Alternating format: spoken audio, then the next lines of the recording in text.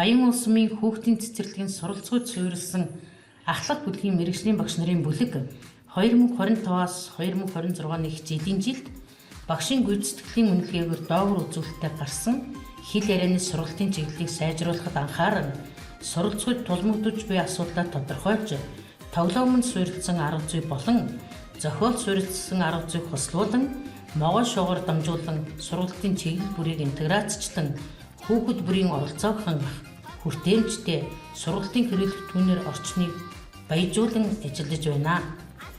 Могой шугаар тоглох нь хэл ярианы чиглэлд өөрийн хийсэн бүтээлээ тайлбарлах, харилцан ярианд идэвхтэй оролцох, санал бодлоо илэрхийлэх.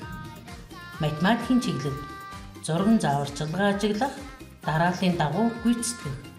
Нийгэм сэтгэл хөдлөл чиглэлд өөрийн чадах болон чадахгүй зүйлээ илэрхийлэх, үйл ажиллагаанд тодорхой үүрэг хүлээж оролцох.